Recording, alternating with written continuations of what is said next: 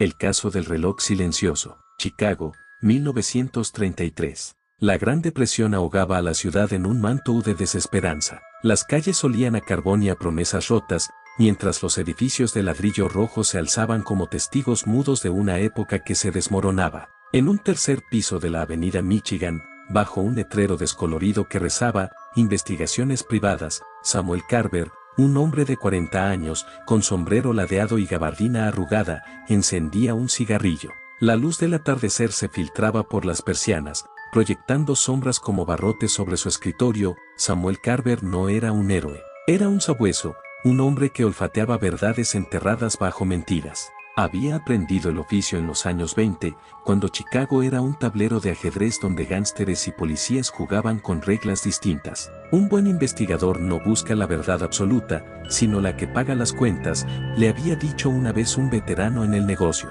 Aquella frase se le quedó grabada, junto con el dato de que el 80% de los casos de un detective privado en esa época eran divorcios o deudas impagas. Pero el caso que llegó esa tarde de otoño no era uno de esos. La puerta crujió y entró una mujer. Su vestido gris, elegante pero gastado, hablaba de tiempos mejores. Se presentó como Eleanor Art, viuda de un relojero que había muerto 2 meses atrás. Su voz temblaba, no de pena, sino de algo más oscuro. No estoy aquí por un affair o un robo, señor Carver. Mi esposo, James, dejó algo atrás, algo que no debería existir. Carver arqueó una ceja, invitándola a sentarse. Eleanor sacó de su bolso un reloj de bolsillo, antiguo, con una esfera de nácar y agujas inmóviles. Esto estaba en su taller, escondido en una caja fuerte que ni yo sabía que existía. Desde que lo encontré, no he podido dormir. Hay sonidos en mi casa por las noches, pasos. Y el reloj, aunque no funciona, a veces vibra. Carver tomó el reloj, girándolo entre sus dedos. Notó un grabado en la parte trasera, para J.H., Guardián del Tiempo, 1893, le preguntó si sabía quién lo había hecho. Eleanor negó con la cabeza. James nunca habló de esto, pero él era obsesivo con su trabajo.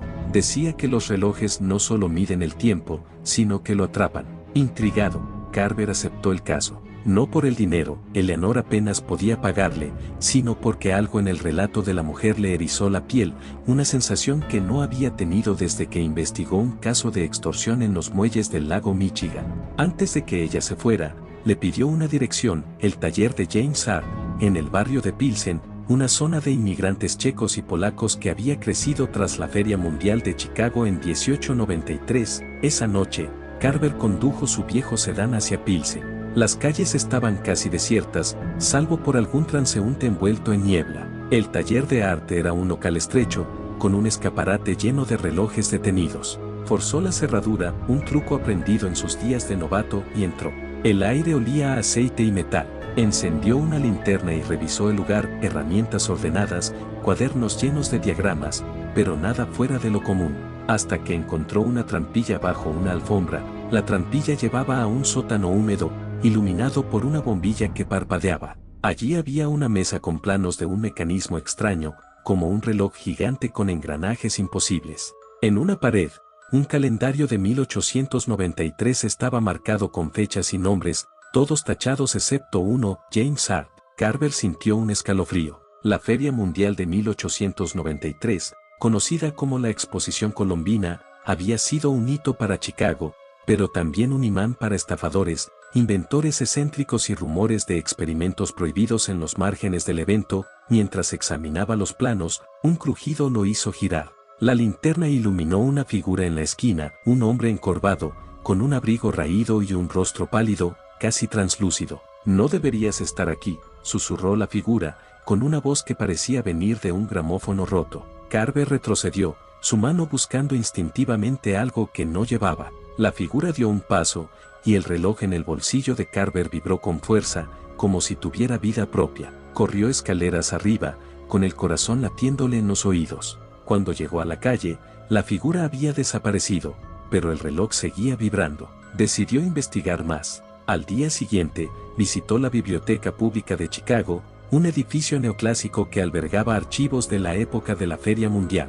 Allí encontró un artículo olvidado en un periódico local. En 1893, un grupo de relojeros había presentado un cronómetro eterno, un dispositivo que, según ellos, podía alterar el flujo del tiempo. El proyecto fue clausurado tras la muerte de varios de sus creadores en circunstancias inexplicables. Uno de los nombres mencionados era un tal J. Art. Carver regresó al taller esa noche, armado con el reloj y una linterna más potente. Bajó al sótano, decidido a enfrentar lo que fuera. La figura apareció de nuevo, pero esta vez no huyó. «Eres como él», dijo la figura, con ojos que parecían reflejar un abismo.